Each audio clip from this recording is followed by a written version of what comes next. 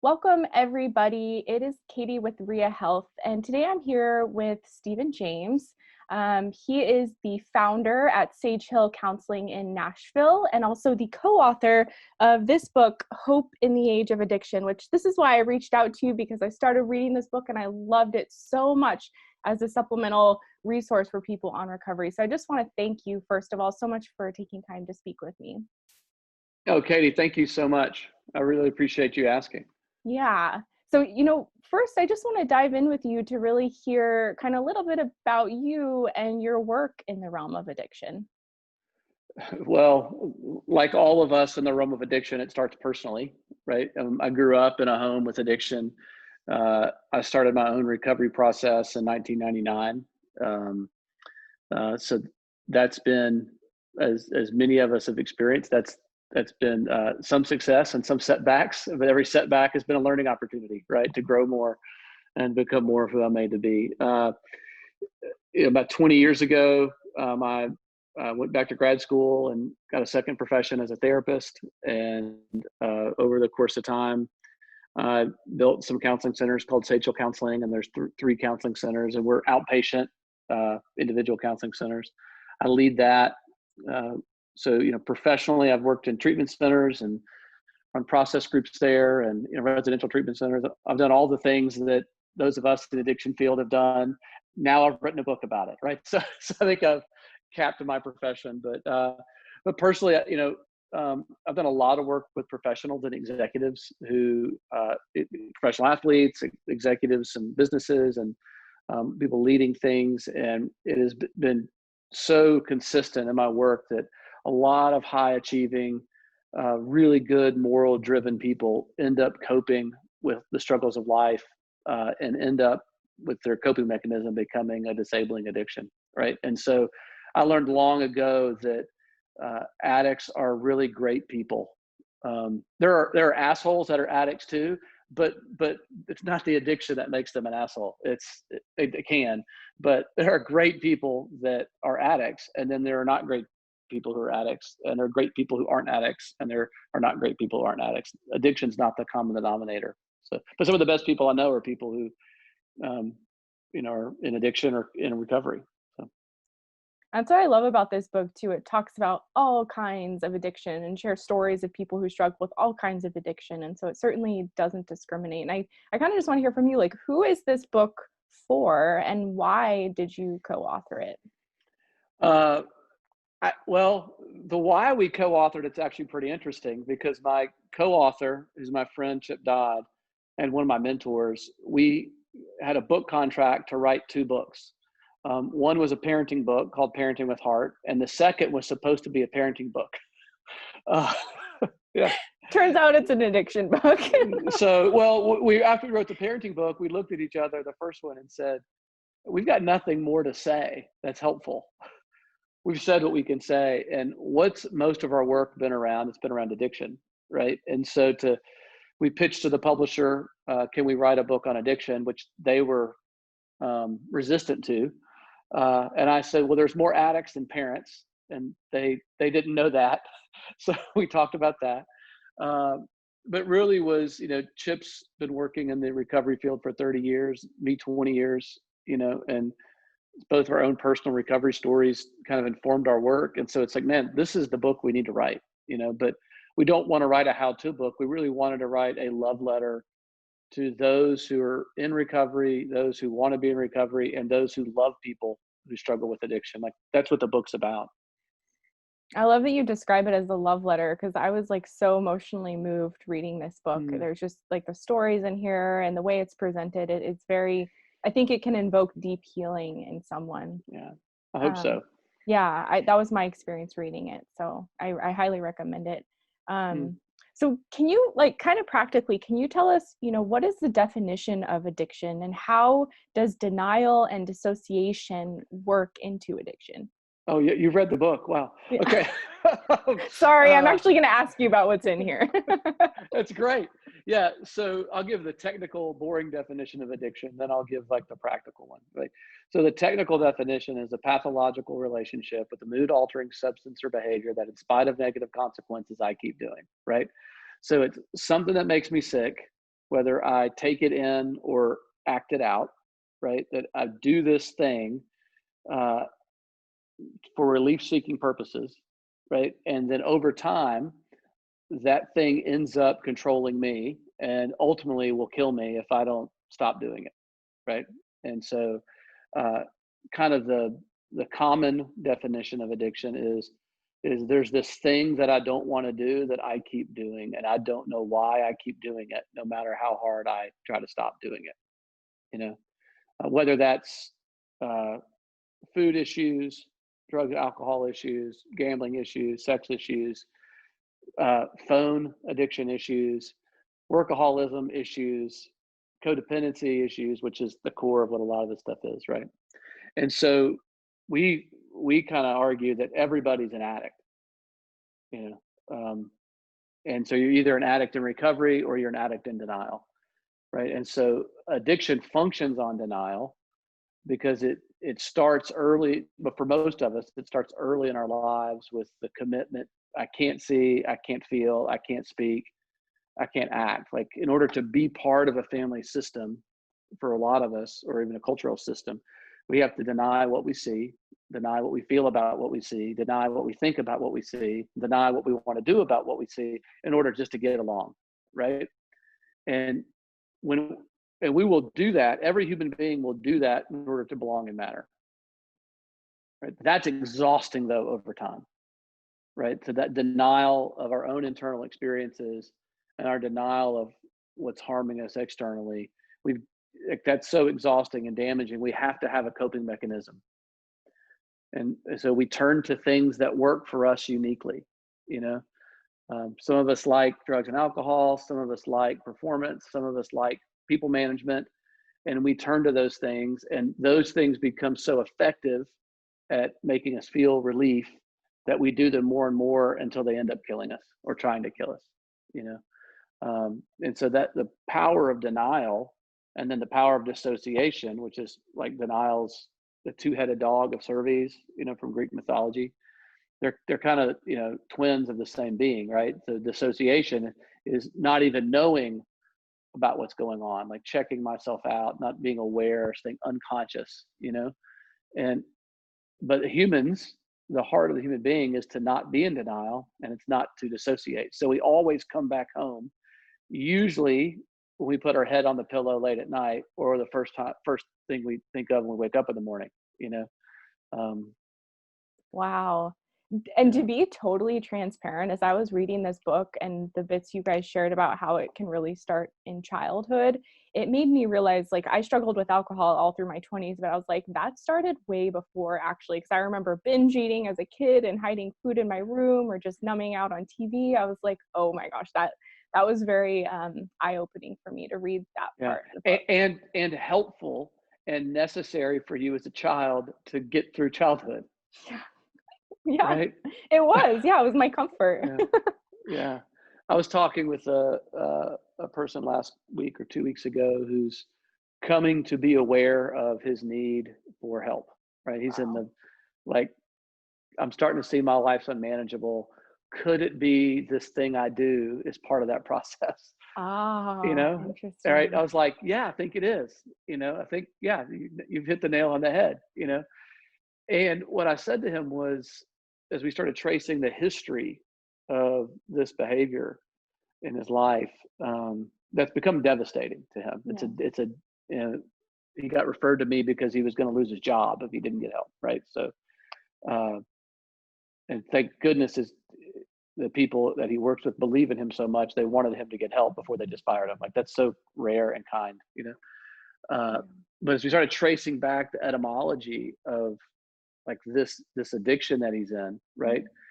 You could see that it was like it saved his life, you know, like it saved his life before it started taking his life. It saved his life. And Interesting. you know, I, yeah, I discovered alcohol when I was 14 years old, and it was better than binge watching TV. Yeah. It worked more quickly, you know. Yeah.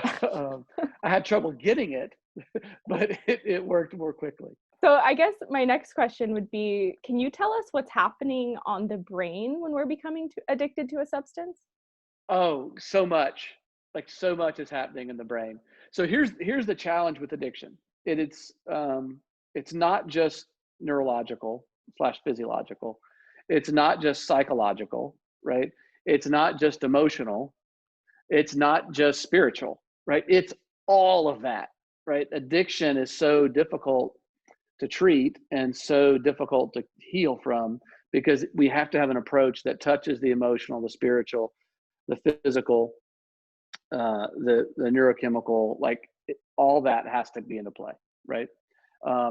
And so from a brain standpoint or a neurological standpoint, what's going on is our brains are made to say yes to anything that brings us a sense of security or belonging or mattering. So anything that moves us from distress to security, specifically around issues of humiliation or terror.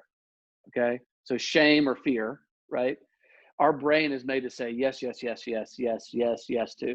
It doesn't care what that thing is. Right? If it's a great relationship, yes. Right? If it's spiritual enlightenment, yes, yes. If it's a joint, yes. Like if it moves us from terror or humiliation to a sense of security, our limbic brain says yes. Okay. Um, so we as humans, we're the only creatures that have the ability to think about what we're thinking about. We have consciousness, right? So we have psychology. So beyond just being biological creatures, addiction is also psychological in that we make meaning out of our lives. We have to make meaning. And so with every addict, there's a story of this addiction trying to make my life meaningful, right? And that's got to be dealt with, along with the fact we found this really early in the 60s with methadone clinics and heroin treatment. You can give people medicine that cures the physical addiction of treatment, and they're done being a physical addict, right? Their body stops craving the disease. The minute they get out of treatment, they'll leave methadone and go do heroin. Like that was over and over again proven. So we gave up methadone clinics because it didn't work, right? Because we weren't addressing the psychological, and then we also weren't addressing the emotional, right? And we weren't addressing the spiritual. So all of those components have to be part of it. But the brain piece is a huge part of it because we are mammals that have brains. Yeah. You know, and the number one addiction in America is sugar. It's the number one addiction. And if you go into your grocery stores, you'll see a ring of healthy foods, whole foods, around the center of sugar. From alcohol all the way down to the baking aisle, it's a different form of sugar, right? And so we're being fed addiction from a. And I love sugar. It's not a bad thing. Alcohol's not a bad thing. You know, morphine. Got an infection a couple of years ago. I was in the hospital. Morphine was a wonderful thing. It was so wonderful.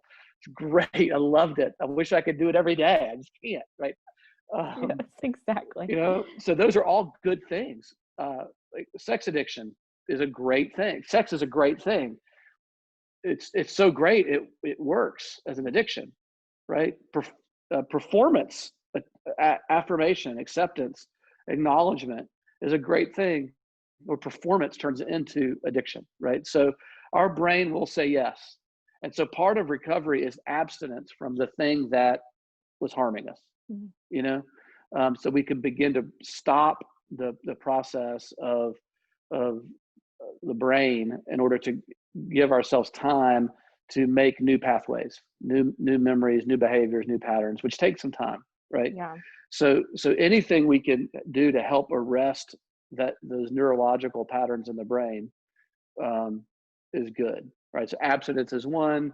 You know, there are some pharmacological support that helps people. Right? That alone won't cure it. You can't cure addiction that way, right? But you could stop those processes in the brain, because what we have found with brain research is that the more something relieves us from terror or humiliation, those two specifically, right? Shame and fear, trauma, right? But the more I've moved from the more significant those experiences to the more relief, the connections in the brain are stronger around those things than anything else, right? and the sheathing around those neurons is tougher than anything else. So those memories are always there. That's why in AA, Alcoholics Anonymous, that talk about always being an addict is important. What they didn't know, what Dr. Bob and Bill didn't know when they invented it, is they were talking about neurochemistry, that those things don't ever go away, right? Now, I think your identity as an addict can shift to being a person recovering from addiction to a person recovering to live fully, right? So your identity becomes that more than the addiction. But those pathways in the brain will always be there, and they always will be available to us, especially in times of stress and anxiety, loneliness, or shame. Those things come up. And so we need practices and habits and routines and principles and community and support around all that other stuff, too.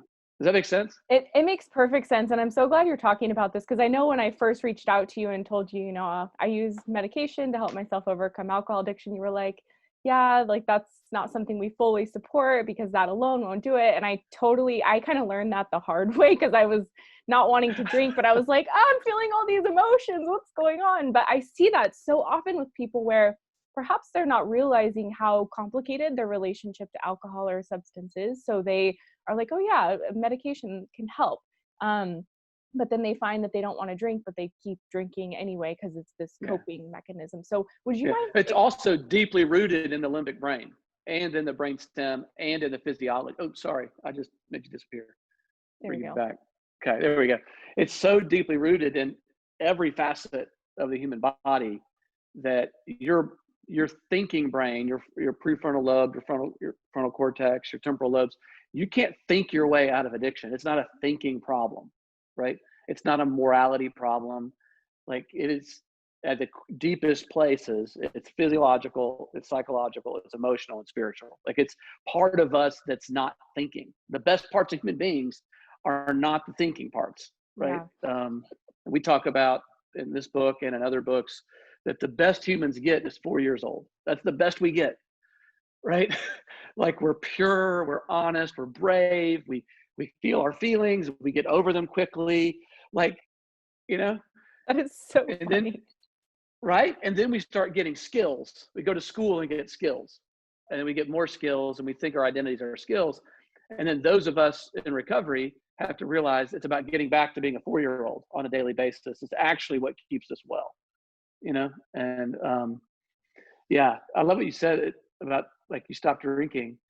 That was in some aspects the easier part, like to not want to drink, because you could take a drug that makes you feel sick when you drink, right? And make another drug that stops the cravings. But then you had feelings. Yeah. And we think feelings are going to kill us. Yeah. So a lot of addiction recovery is learning to tolerate feelings, and actually we start to look at them as being gifts, and we start to see the benefit of feelings. Yeah. But no one's ever died from feelings, ever. No one's ever died from feelings. Well, right? But they feel like they're going to kill us. And for me, like, I felt like it was like I'm naturally equipped. Like, that's how I was made, to be able to feel these and cope with them. But I was just out of practice. So it was kind of like building that muscle. Yes. And like the part in the book that talks about like the woman who, was back in childhood and those needs we have in childhood, like that made me realize, oh yeah, this started way earlier than I thought. Oh, I had a moment on Friday this week. I was hungry, angry, lonely, and tired, and I did not stop, right? So I have this tool called HALT, right? And I did not stop. And I got a call from a colleague about something inconsequential that had enough sense that I did not need to respond, but I was exploding on the inside, right? But I have this new tool called, like, friends. And so I reached out to one friend and I raged, and he says, sounds like that's not about work. It sounds like it's about something else. I wonder what that's about. And I was like, I don't know, you're an asshole. And like, then I went to my next friend and I got the same feedback. And I went to Heather and I got similar feedback. And then I got good orderly direction, right? I listened to God, and good orderly direction said, you probably need to wait till Monday to address that. And after resting this weekend and playing some, I was so able to talk to my work colleague this morning and say, hey, I'm sorry I was cranky on Friday. Let's talk about that thing today. And she was like, no problem. But if I would have talked about it on Friday, oh my gosh, right? I was a toddler. I was feeling like a toddler. Yeah. Which reminds me, it was probably something connected to me being a toddler. Yeah. That if I can learn to trust those feelings, and whenever my feelings are bigger than the actual event, it's about my story. Every time, Yeah.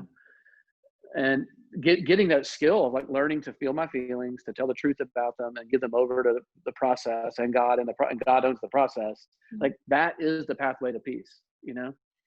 That's why Chip's book, Voice of the Heart, is such a good book about these 8 feelings. There's only 8 feelings. They all have gifts. They're not the problem. It's what we do to get away from the feelings are the problem, And It's called Voice of the Heart. Yeah, Voice of the Heart by Chip Dodd. Okay. Great book. 8 core emotions. So they're all good. We can look at them. They go, why are 7 bad? They're not bad. Life is tragic. So we need 7 words to describe how hard life is. Yeah. And they're all gifts. Like one of them is sadness. Sadness is the feeling that helps me value things. Right. Yeah. And when I learn to feel my sadness and tolerate my sadness, it helps me know what's important to me. It also lets me come to this place called of acceptance. Right. And if I don't get skilled at feeling sadness and trusting my sadness, I'll have to practice self-pity, which is getting other people to feel sorry for me. So, because I don't want to feel sad, right? And addicts are great at self-pity. And we use it as a reason to act out, right? Or drink or mood alter. That's our reason is, well, I'm all alone. No one understands me. No one's got as hard as me. We become special and unique. We forget how ordinary we are, and self-pity, addicts hate sadness. Yeah. We love shame. It's a good motivator, but it doesn't really do anything much. So would you say that's like the hardest part for people when they're going through recovery, is to start feeling those emotions again? Yeah. Because with feelings come stories and memories and things we've tried to stay away from. And we have to then do the psychological, emotional, and spiritual work of facing, naming those things, right? That we can't behave our way out of psychology. We can't behave our way out of spirituality. Like we are, as humans, we are not the center of the universe. Like whether you have a God or don't have a God, you're not the center of the universe. There's something bigger than you, around, right? And for those of us who have God, it's God. And we have to come to terms with God doesn't behave the way I want God to behave, which is powerlessness. My powerlessness over God is a big deal, right? And then those of us who don't have God, we have death. Yeah. Like, death wins, and so we're all powerless to life, right? And which makes us, the gift is we're not the center of the universe. We're part of the story. We're part of the universe, but it doesn't revolve around us. And there's so much freedom in that. But with that freedom comes feelings, right? Because we all have stories where either we felt like we weren't protected, or we felt betrayed, or we felt abandoned, or we were abandoned, betrayed, neglected, abused, and those wounds become great motivation in our lives to do extraordinary things. They also become great fuel to self-protect and self-medicate. And the paradox of addiction is addiction makes us the center of our own world. Instead of part of the world, everything becomes about us all the time, and we're a black hole of everything we tried not to have. It ends up being about that pain and self-pity and loneliness and all the things we're trying to get away from. It just become a magnet for those things in addiction. Yeah. So like in the book, I know you talked about children and family members and close friends, like in their roles that they play. Can you talk about how addiction kind of robs everyone involved in a family environment of their freedom? Can I talk about that? Like, yes. Addiction's so effective that without help, the addict will die pretty quick, right? And once it really starts picking up speed, the addict needs help keeping going. Yeah. And so for every addict, there's at least 3 people that are directly harmed by addiction, right? and there's at least 3 people that are helping support the addict. There's usually a chief enabler in the family system. That role can be shared, but for every addict, there's somebody in the system that gets their identity by helping the addict cope. I had a family member one time go to treatment for alcoholism, and he came out of treatment. I come from good Irish stock, so we're good at drinking and good at fighting and good at poetry. Like, that's what we're good at, right? So we're gonna get in a fight, we're gonna fall in love, we're gonna have a drink. That's what the Irish do. But he came back and he was sober and committed to his sobriety. And within 48 hours, his chief enabler had bought him a case of beer because they were concerned that he would want to go drink and they would drink and drive. Right? Now, I know that they were concerned more about, well, if you're not drinking, like, what's my role? I have nothing to say about your addiction. That's a really extreme example of enabling, right? But codependency is a big driver of addiction, right? So me not being okay unless you're okay, so most addicts are in relationships with good codependents because addicts are codependents. So you have a codependent relationship.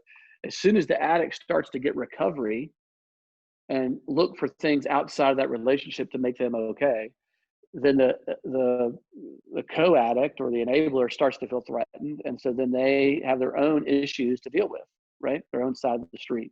That's why we have great programs like Al-Anon and S-Anon, and all the Anons are for the family members of the addicts, because they have to realize that they're powerless over this disease too, and so in a lot of family, imagine a family system, or let's say the mom has a pill problem, okay? And so mom got on pills a few years ago because of a car wreck and a bad back, and she's taking pills, and she has a dysfunctional relationship with her doctor, and so her doctor becomes her pill pusher because the doctor's codependent, and he doesn't want to say no, or she doesn't want to say no to his patient, right? So now you've got this relationship. So that's one enabler, which is a huge enabler in our society. Like, we could stop the opioid problem right now. Like, we'd stop it right now, but we're not going to. And the medical doctors are a big problem. Their codependency around being able to look at people and say, yeah, you're going to be in pain. I'm so sorry. Like, they don't want to do it, right? So that's one enabler in the system. So now this thing that was meant to help this mom, she's developed a physical addiction to, right? Because you can become physically addicted to an opioid pretty quickly, so now she's coping. She said, man, I'm taking more of these pills than I should. I'm going to stop taking those pills. Now she starts going through withdrawals, right? And she feels bad. And she starts feeling sick. So her body, not her brain, her body says, you need to take one of these pills. And then she feels better, right? So now her brain's equated pain and relief with this pill. Mm-hmm. So the next time she's in emotional pain, and their brain doesn't know a difference between emotional pain and physical pain. Pain is pain. There's no difference inside the human brain. Really? No difference. There is no difference. Oh my gosh, I never knew that. Oh my gosh. So think how tough people are. Think how tough people really are about emotional pain they can go through without relief. Yeah. Right? And so now she has a physical, emotional pain called stress or rejection or hurt or frustration or loneliness. Like, that's called like being a mom and a wife, like that, it's normal existence. So now her brain starts going, you need another pill.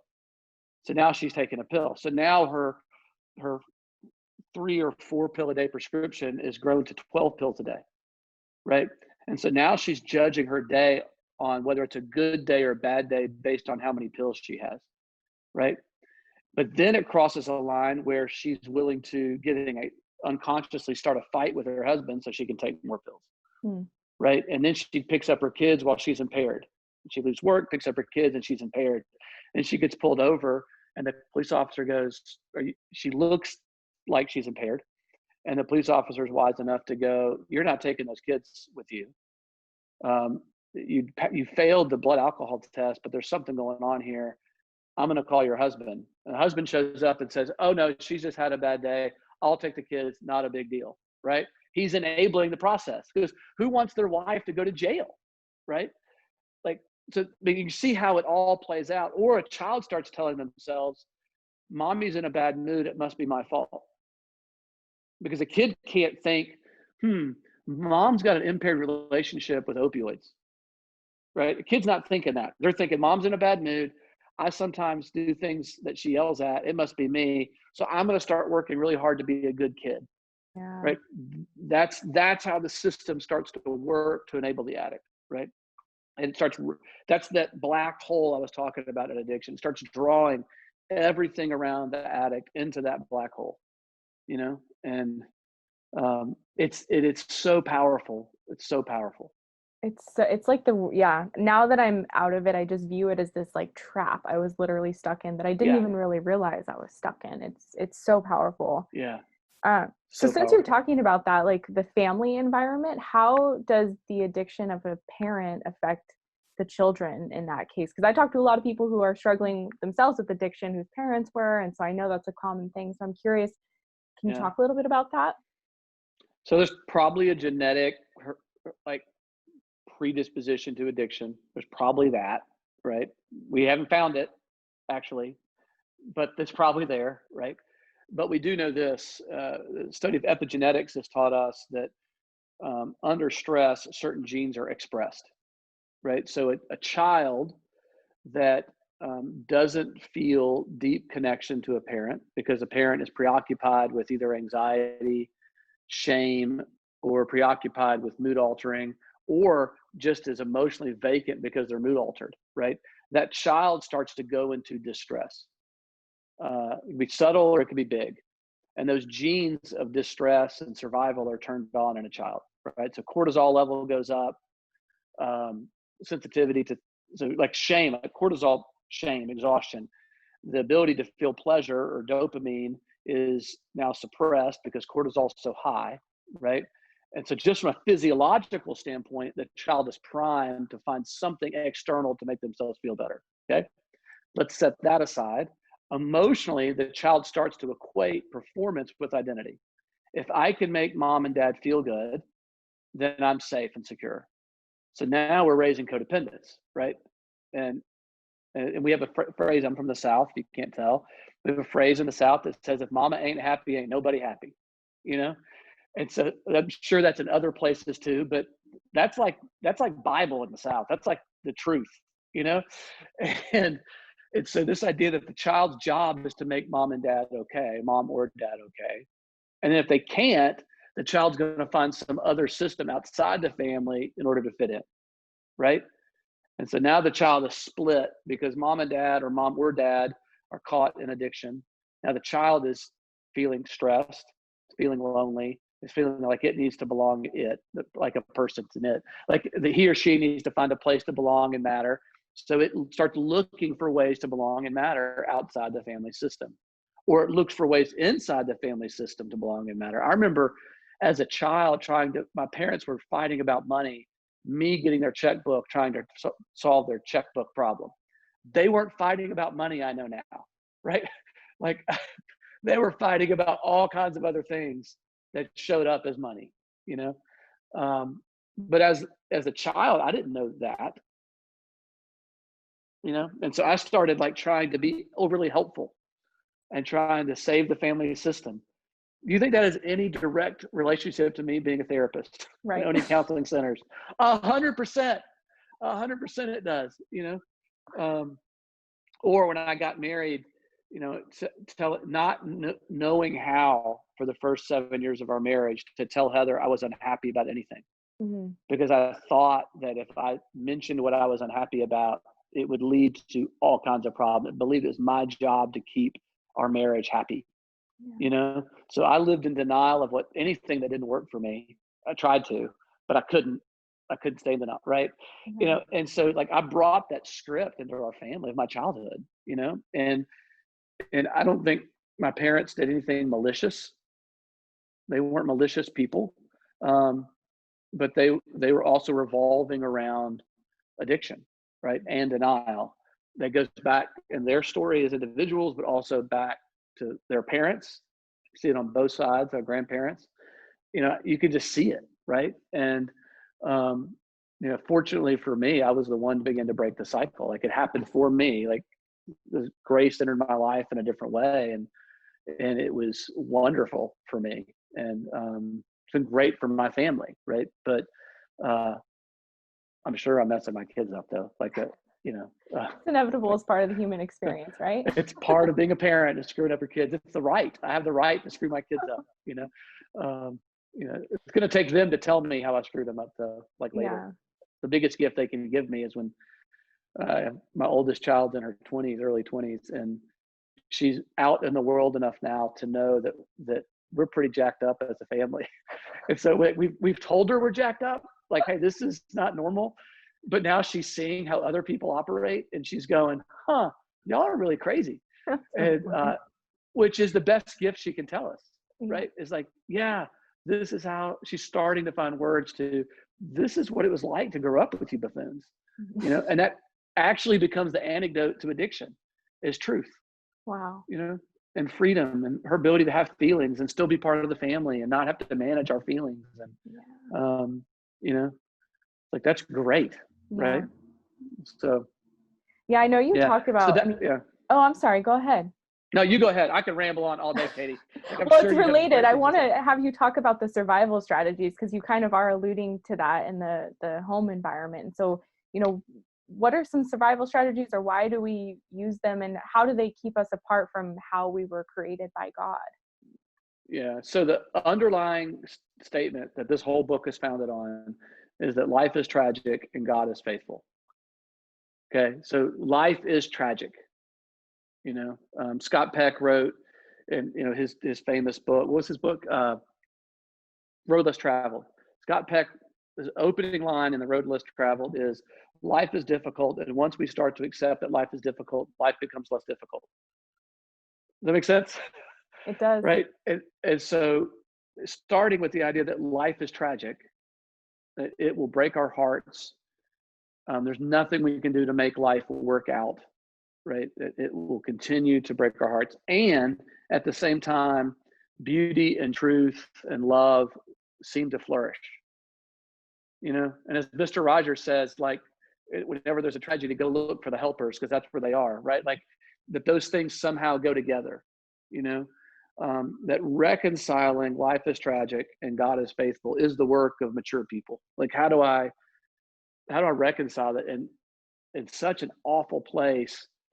There's beautiful flowers, and babies smiling, and love exists, and kindness and forgiveness and reconciliation and acceptance, like all that happens too, So that's the foundational principle of the book. Inside of life is tragic, before we come to reconciliation, we have to deal with the fact that we find ways to survive. Denial and dissociation being the first, right? So we have pain as a human being. We don't know what to do with our pain. And to the degree we don't have people to go to with that pain, called parents or friends or family members, right? We then have to go somewhere else, right? So first thing we do is we turn to codependency.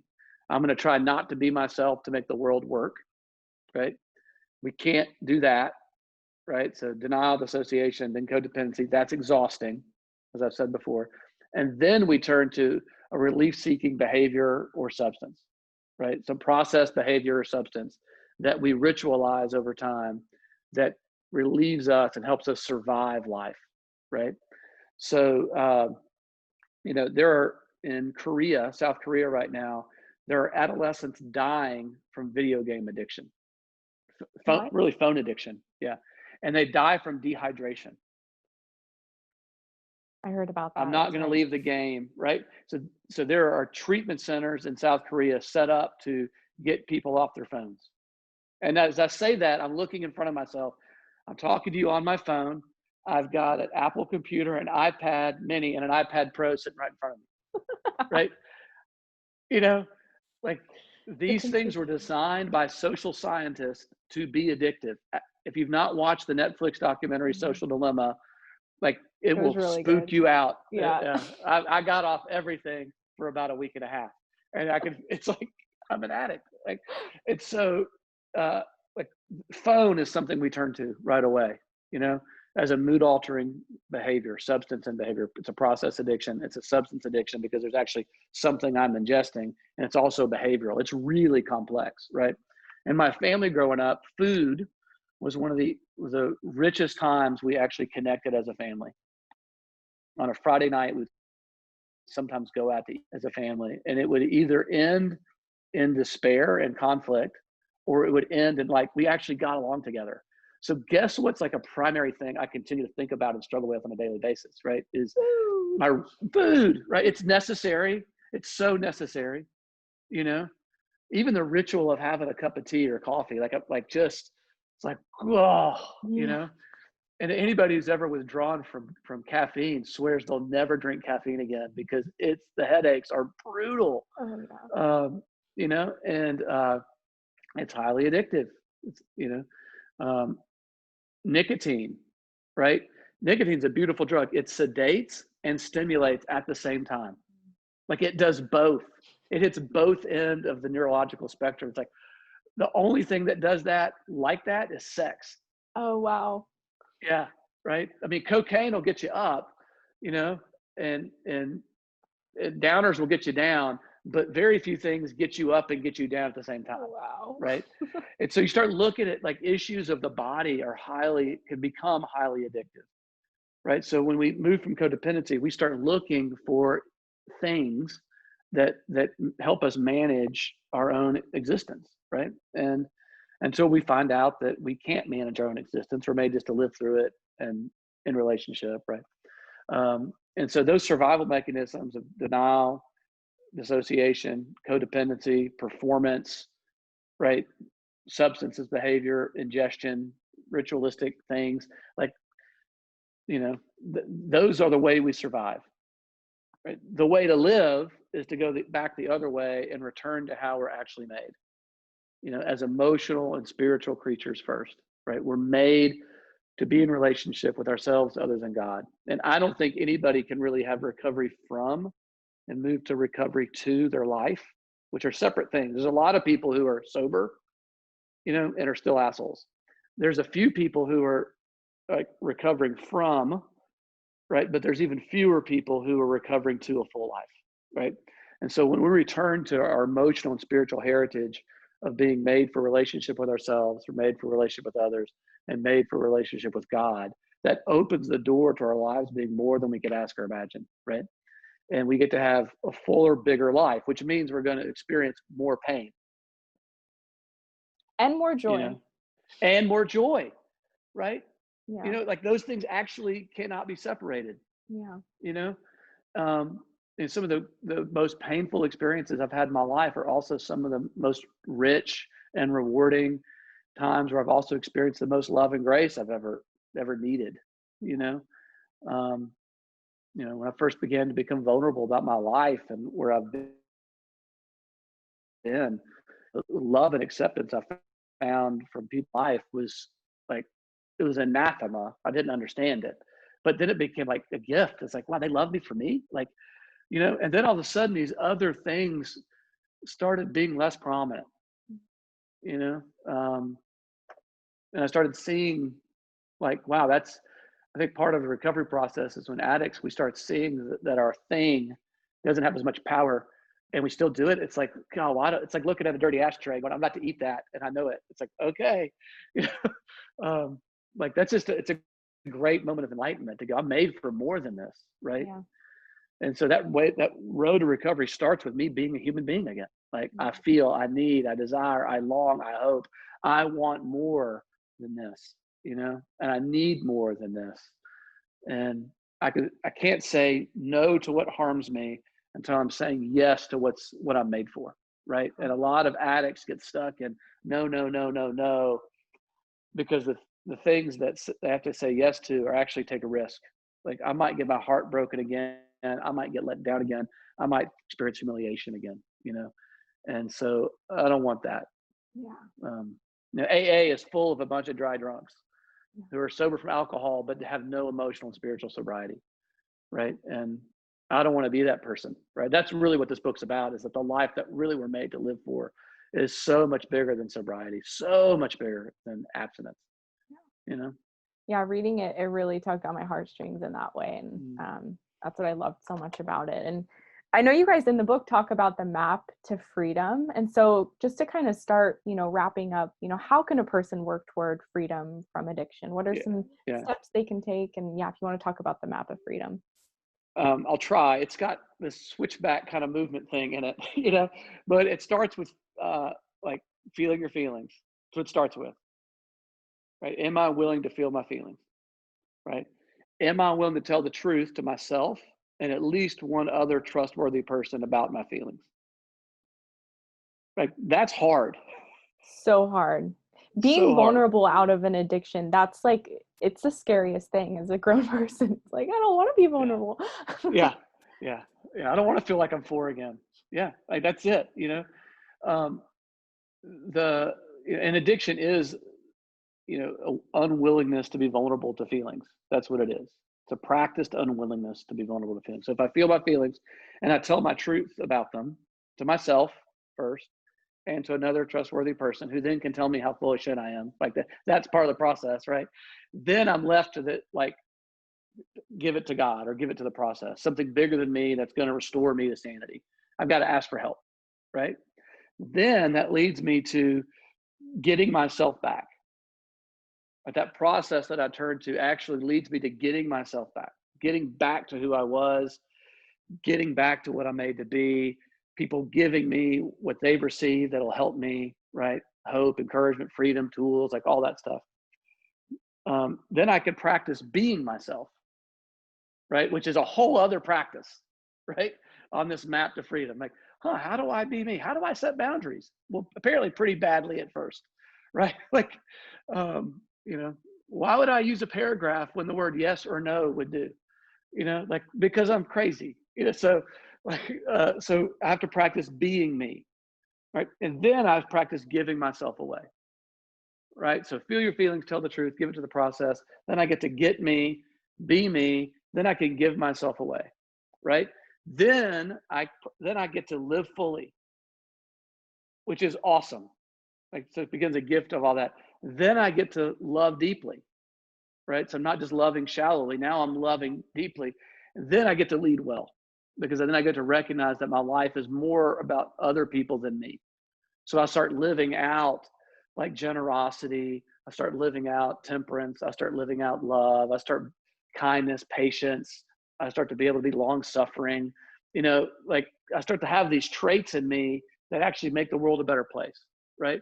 It's like, that's the map. It's this kind of switchback on a mountaintop that, kind of going back and forth. But I've got to start with feelings and I end with giving my life away to a service greater than myself, right? Which is, I can't help but doing, because there's so much in me that it's overflowing, and it's wonderful. People want to start there, but you can't start there. You got to start with feelings, and you got to start with your story, and you got to start with like being yourself and learning to be yourself again and not trying to get away from being a self. And so any map or any system or process that promises to lead somebody out of addiction that doesn't lead to a bigger, more abundant view of self and a bigger, more abundant view of others, right? I don't think it's helpful. Mm. If the system's just about sobriety or abstinence and not dealing with the bigger themes of what it means to be a human, the bigger poetry of life, right? Then it's not a helpful thing. Ultimately, it's just about sobriety, and sobriety is not enough. We're not made to be sober. We're made to be like beautiful heroes that do wonderful things in the arena of life. That Roosevelt quote: "We're made to dare greatly." That Brene Brown gets all this credit for, but Roosevelt said that. Like, Roosevelt was awesome, and he was a narcissist and wasn't a great dad, you know, Yeah. and couldn't deal with his grief, is emotionally impaired, and said some awesome things too, Yeah. right? And did some great stuff. We have the national parks because of Teddy Roosevelt. I think that's pretty cool. Yeah. So, Well, I think that yeah. distinction. No, go ahead. Go ahead. Well, it gives a picture of like, none of us are perfect. We're all human, Yeah. and every great person has significant personality defects, Yeah. right? And in recovery, a lot of us come to name those defects, and some of them go away, and some of them are just who we are, and that's Yeah. wonderful. You know? Yeah, and just to say, like, the distinction you made from, like, no, no longer doing the substance, and people kind of getting stuck there, as opposed to like building the life that is greater Mm. beyond addiction. I think that's the biggest kind of hurdle that people have to get over, that stumps them, whether they're using medication therapy or just abstinence or whatever. It's this, because it does require vulnerability to kind of go out and Yeah, relearn who you are, habits, hobbies, who you're going to become. And I think I just appreciate you for speaking to that, because it is this transition of, and it takes time. yeah. Like, the thing Americans hate the most is time. We hate time, right? We hate time. We do. We want it now, our way. Like, that Yeah. is, our founding idea was the Declaration of Independence. Like, we want it our way. That's so deep in the American psyche. And modern culture wants things now, right? So Americans, addiction is not an American disease, but recovery in America has a uniquely American flavor, right? We don't want to wait, 5 to 7 years to build the cellular memory in our body of sobriety, right? That's how long it takes for every cell in our body to regenerate, right? We're a new being every 5 to 7 years if we're taking care of ourselves. We don't like that. We want it now, and we want it yesterday. We want it to be easy. Well, life's not freaking easy. Life's hard, Yeah. and there's beauty in the hard. Yeah. So I think that's just piggybacking on what you said, piggybacking on me. It's like, it takes time, and it takes presence, and it takes patience, and it takes willingness and openness and vulnerability, right? And Yeah. um, that's why I think we need it, whether it's AA or treatment or relationships or any system of community of people walking out this stuff. Yeah. Addicts have to have that, usually in more than one place, because no place is perfect, Yeah. and there's not one path of addiction recovery that meets everybody, and if somebody's telling you this is the way, it's like they haven't met many addicts. If they're telling you this is the way I found it, that's great, try it out. you know Yeah. but there's not an easier, softer way. There's a less difficult way for you, but there's no easy way. Yeah. Looking for easy is what led most of us into addiction. Exactly. Oh my gosh. And keeps us there. Yeah. Yeah. Yeah. Well, I really want to thank you so much for your time today. I so enjoyed talking with you, and I want to just hear, where can people find more information about you and your work and the book? Yeah. See, you can go to sagehillcounseling.com and find out stuff about Sage Hill Counseling. My co-author, Chip Dodd, you can go to chipdodd.com and find out a ton about him. Really, check out the book, The Voice of the Heart. Like, it's a great book. It's been around for about 20 years, and it's just been passed to one person from another. It's a real awesome book. Also, if most of my work these days is working with executives and entrepreneurs inside an organization called the Leadership Lab. So if you lead something and want to be part of a wholehearted community of leaders, that's a place to check it out. And but I think I would be so happy to know is that people read the book and gave it to somebody. My mother-in-law called me a few weeks ago, and it's like high praise when your mother-in-law like gives you a compliment, right? At least in my system it is, right? And she was like, "I'm reading your book and I'm crying." And I'm like, "Oh, thank you." She goes, "Yeah, I'm going to give it to a neighbor." It's like, great, that's awesome. Like, that's because you mentioned the stories in the book. Half the book are stories that are written in first-person account by real people in their own words about their story from where I was, what happened, and where I am now. And they're all stories of hope, whether it's drug addiction or sex addiction or pills or codependency or alcohol or, these are great stories by really wonderful people like doctors and pastors and nurses and teachers. And these are awesome people, and they were awesome before they got sober, and they're even better now. And so it's just worth reading those stories. So I would get the book and give it to somebody. Would Yeah. be And even if you're That would not be like, awesome. if you think you're not struggling with an addiction, I think it can be a useful resource because, like you said, it touches on everything. And there are so Yeah. many ways that we're all addicted. And if we're not, maybe our kids are, our loved ones are. And it's just, it was like a poem for me reading. It was so heartfelt and invoked so much emotion in me. So I loved it. Thank you so much. Oh, thanks, man. Yeah, thanks for having me on, Katie. That's awesome. Yeah.